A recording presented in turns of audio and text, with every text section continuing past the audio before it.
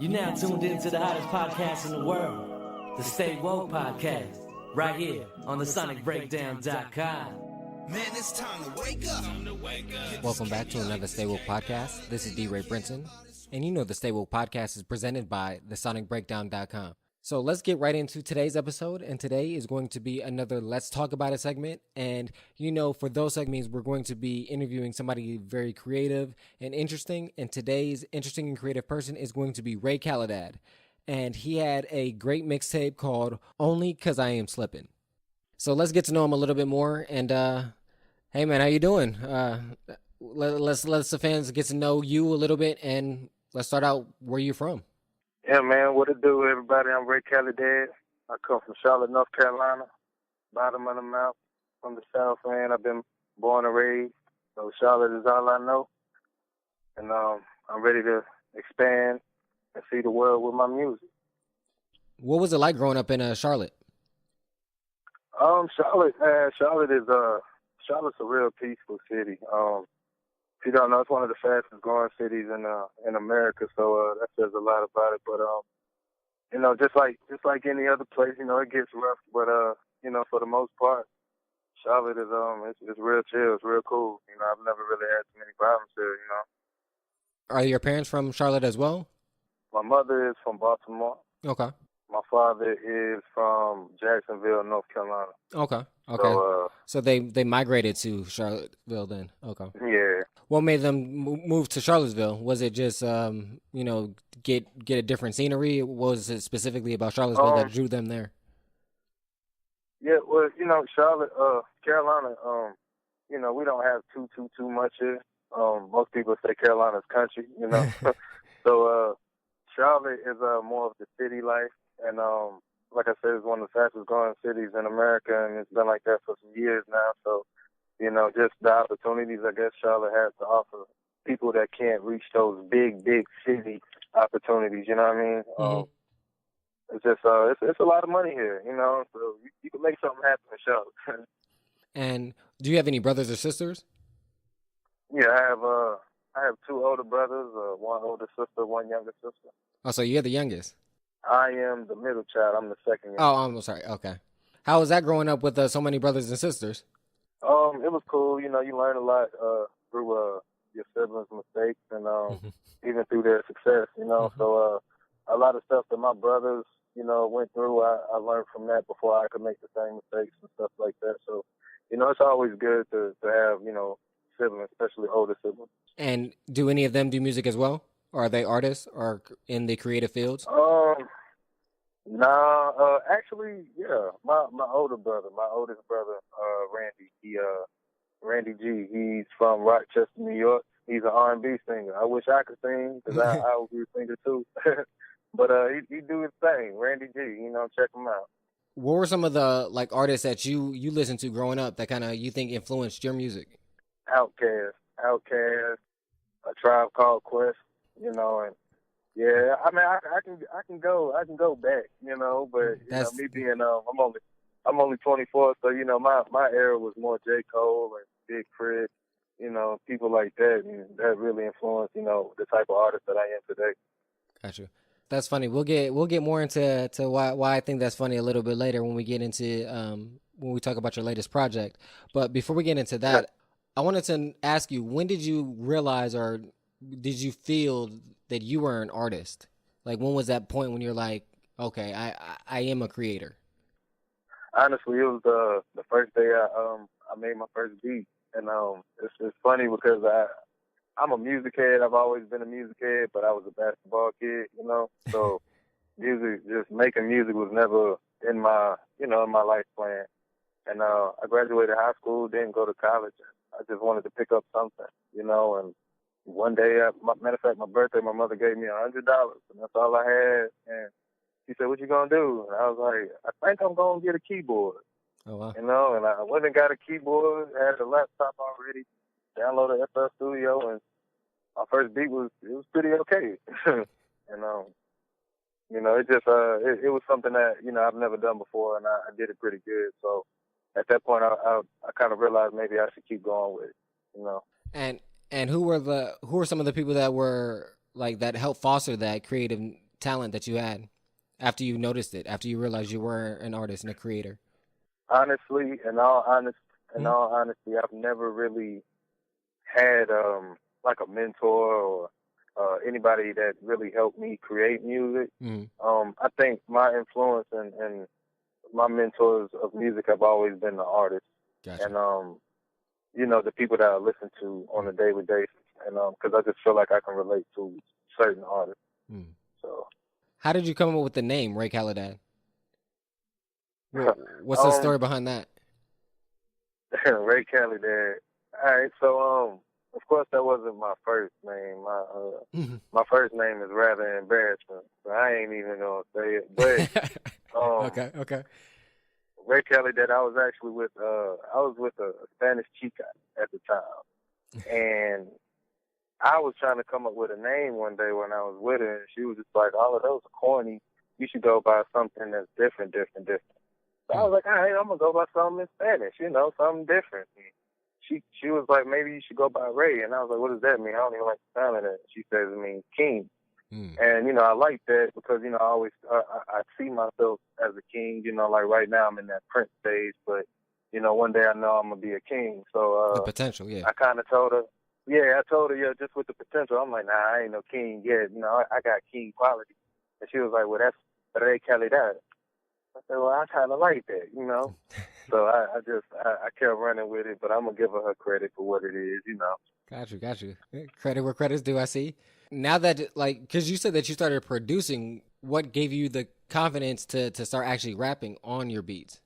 Because a lot of people tend to go from that route of producing to rapping, but what was it for you?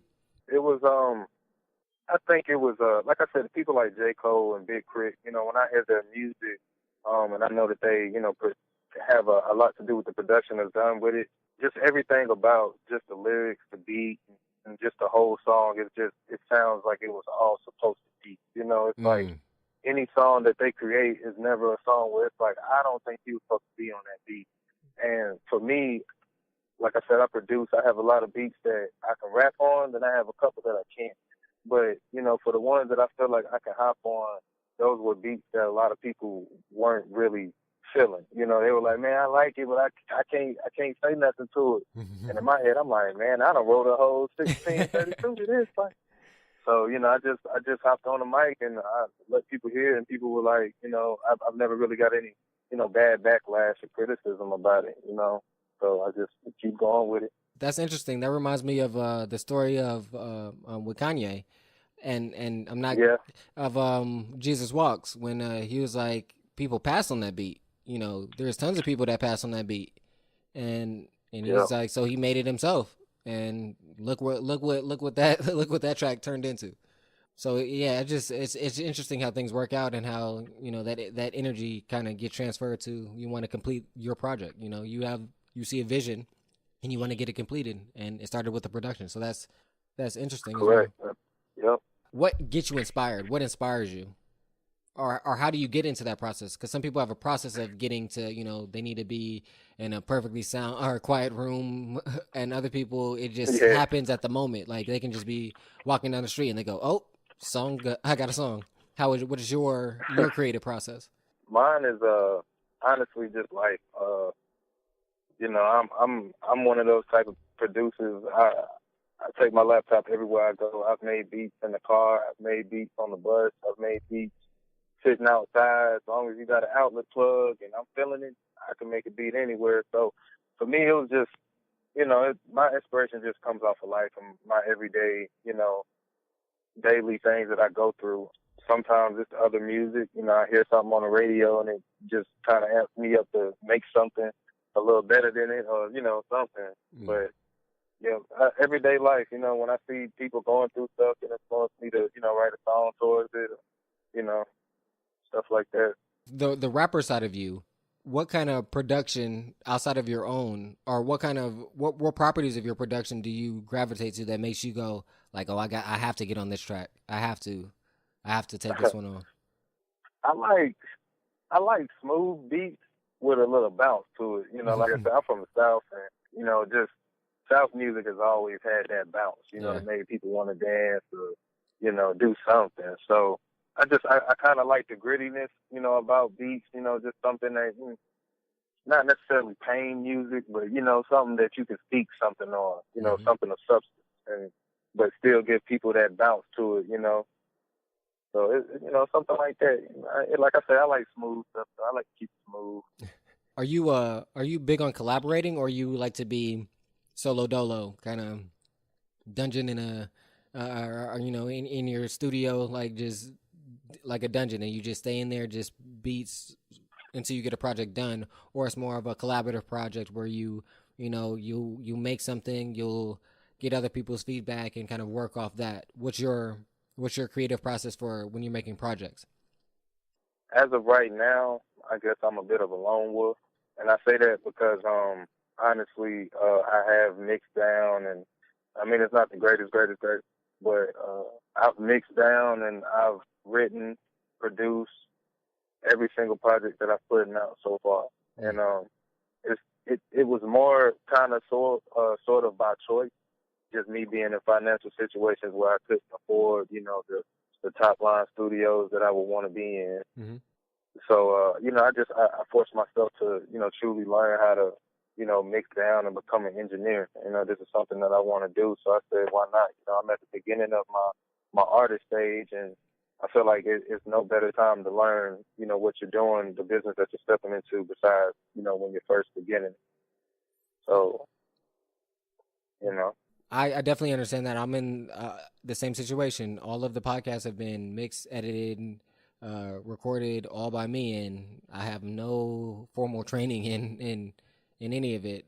So I definitely understand that grind and that learning process of steadily staying on it to figure out how to make it work and get to where you need to be. It's not like, as you said, it's not because of this is how you wanted it to be. It's because of necessity, and you wanted it done. You wanted it so bad, you figured a way to make it happen.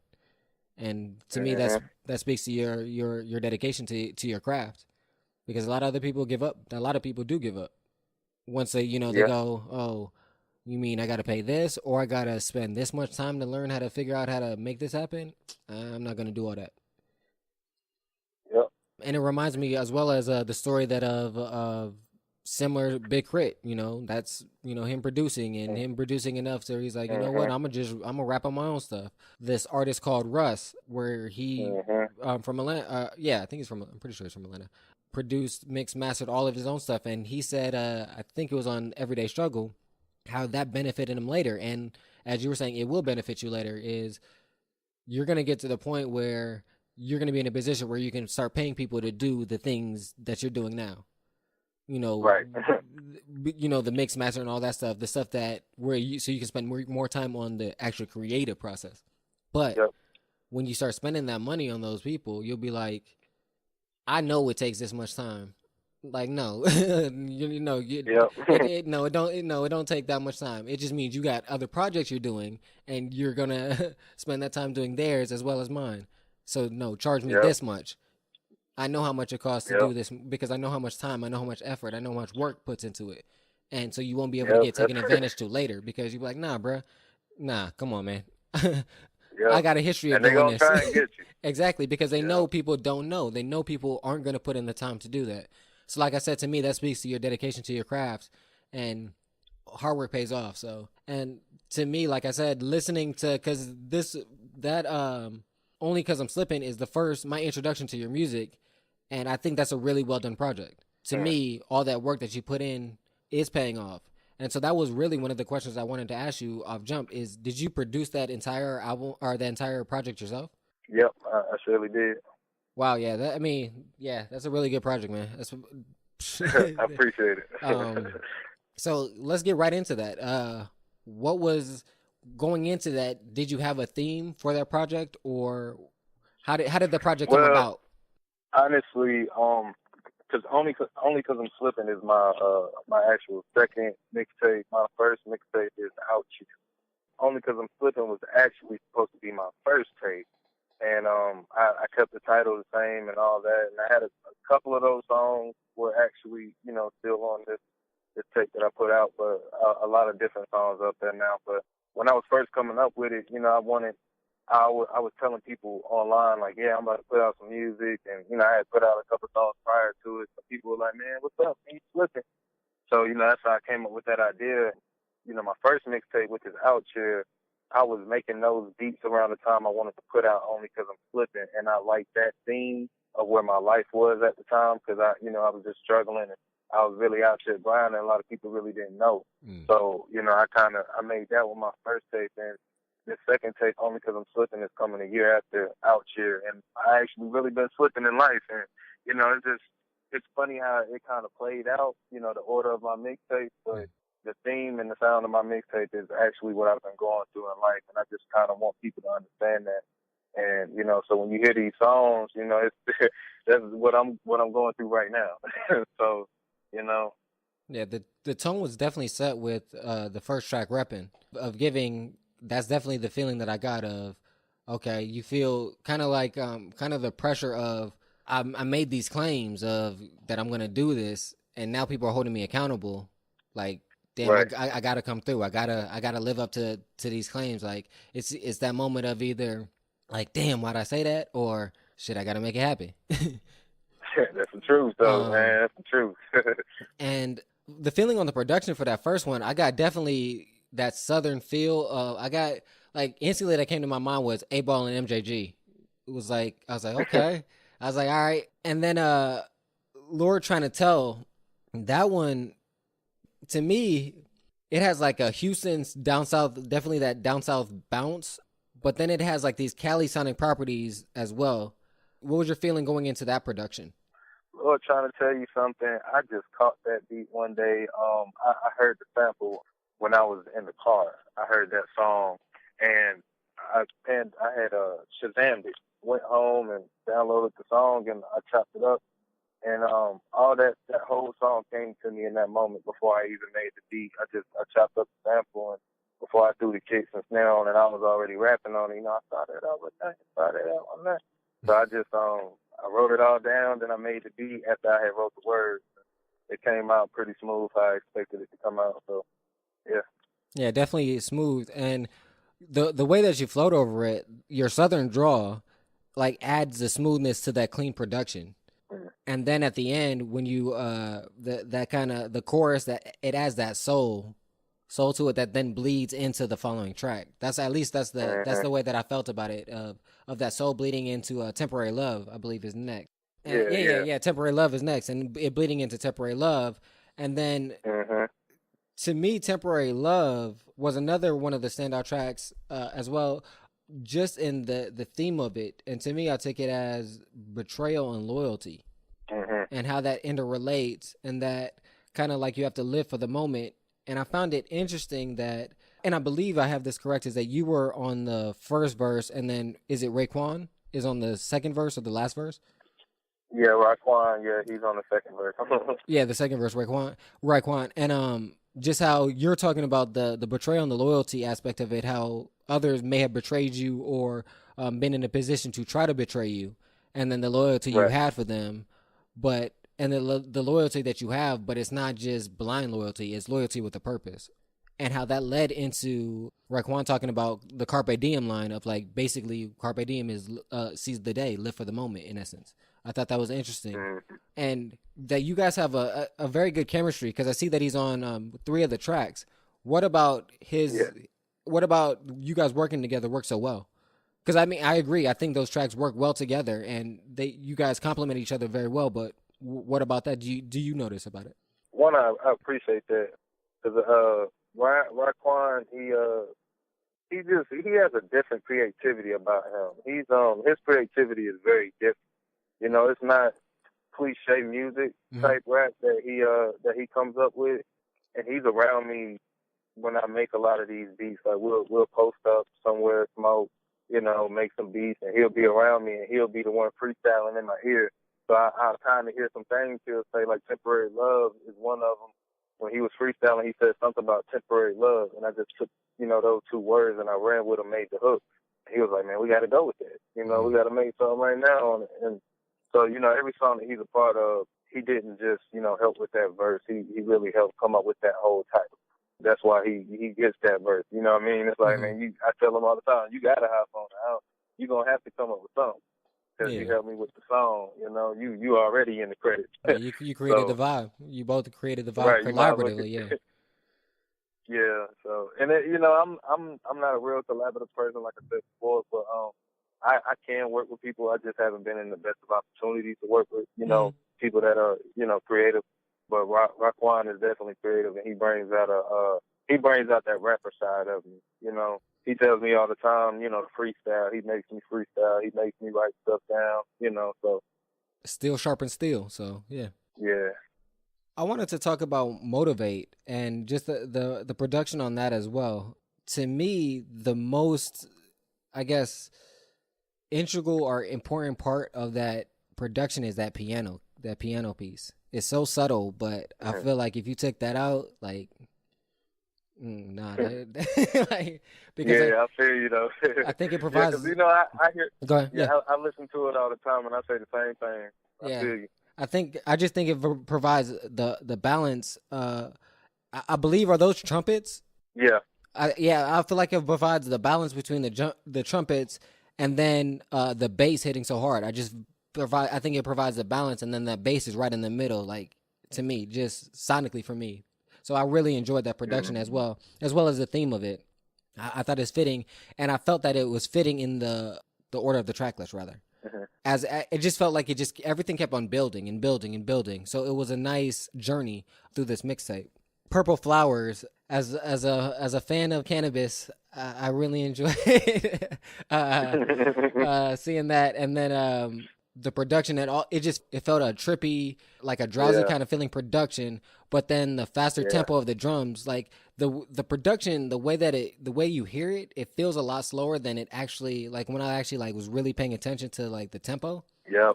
The tempo seems pretty fast. Yep. In comparison to how it feels. Yep. Which I thought was, again, an interesting just juxtaposition of it, especially, and adds to that drowsy, trippy feeling.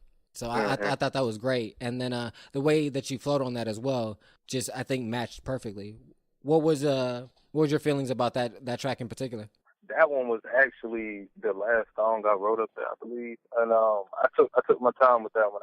Honestly, I wrote about 3 verses to that.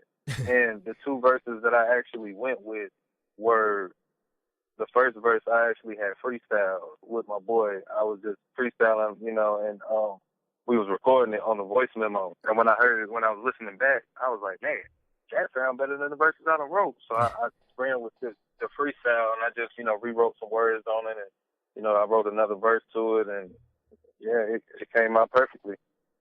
You know, I got to ask you, what's your favorite strain? Man, I guess I'll say, I guess I'm going to have to say Blue Dream. And I only say that because of the experiences I've had on Blue Dream. Gotcha. Okay. But, that's like the one high that I truly remember. You know what I mean? Like, I wish I could go back to that feeling every day, you know?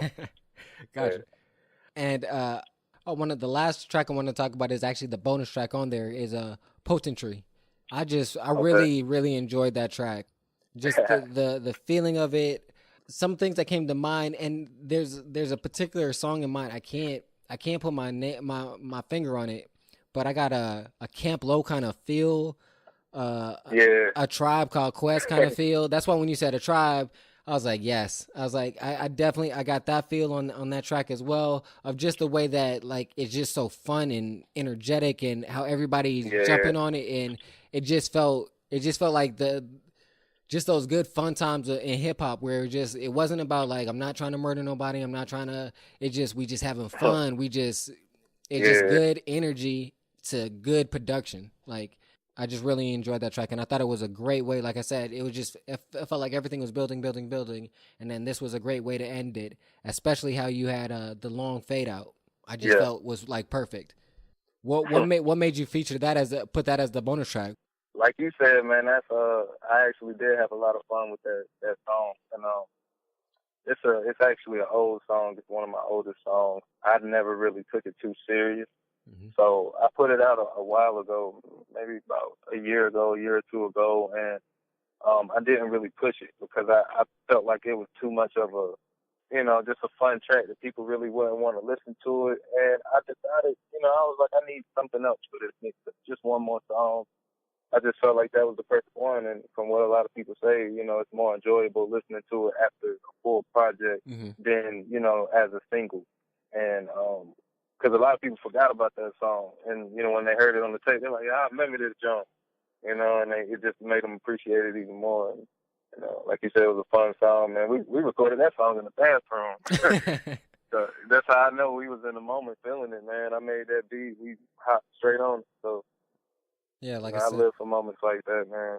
Yeah, like I said, it had that Camp Lo, a Tribe. Definitely throughout this project, you definitely feel all those influences. I definitely got Big Crit influence, just in some of your flow patterns and the cadences on certain songs match with the heavy production on certain tracks that you definitely know it's a South beat. Just different things of that aspect. The Outcast, like I said, the trumpets. There were so many different elements in it, and I can see why people might feel better about Poetry as the end of it instead of a single because of that carefree spirit. But the fact of that you had so much balance in the mixtape, and then also I think as well as the order, I think the last two tracks or maybe the two tracks before this one where the production was not as light and as fun. So it kind of bring that up again to give that juxtaposition because just like I say and I think there's an art and craft to that. So I think that speaks to your creative abilities as well because you have to have a balance between that and determining where that balance is hard.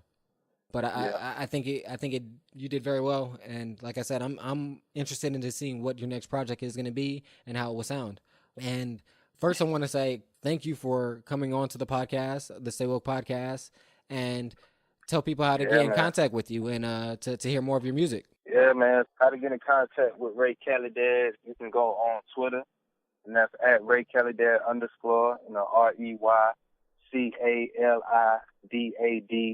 _. You can go on Instagram, that's just Rey Calidad. And I have music on iTunes, Spotify, Tidal, Spinrilla. I have every single mixtape on Spinrilla, not all my mixtapes on iTunes and stuff. But, I have music everywhere. I got music videos on YouTube. Just search Rey Calidad. I should be the only one to pop up. And enjoy the music, man. Enjoy the vibe. That's all I want. I'm not looking for nothing but support, and good vibes. I'm all about positive energy, and as long as we keep spreading it around the world, negativity it never balance out. So we just got to keep positive, man, and we got to keep sharing the love. That's all it's about. No, that's true. And for everybody listening, we'll have those links down below in the description. So just click on the link and it will take you to his Instagram, Twitter, and the Spinnerella page as well to listen to his music as well as get to follow him on social media. So definitely click those below. Definitely check out the project. Like I said, it is a really good project. It's worth a listen. Let us know what you think about it. Leave a comment. Tell us what you think. And definitely check out more of his music. Again, man, I want to say thank you again for coming on to the podcast. We appreciate it. And, when you have a next project coming out, definitely give us, we'll set up another interview and we'll talk about that one as well. Oh, yeah, for sure, man. I appreciate you having me on tonight, man. And definitely, I definitely will have some new music coming out soon. So for y'all that are getting hip to me, go check out my old music. But I definitely got some new stuff coming out for you very soon. So stay tuned, people. Stay tuned. And we want to say thank you to everybody to listening to another Stay Woke podcast.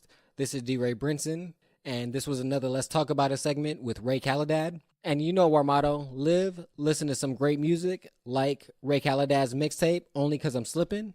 And above all, love more. We out. We out.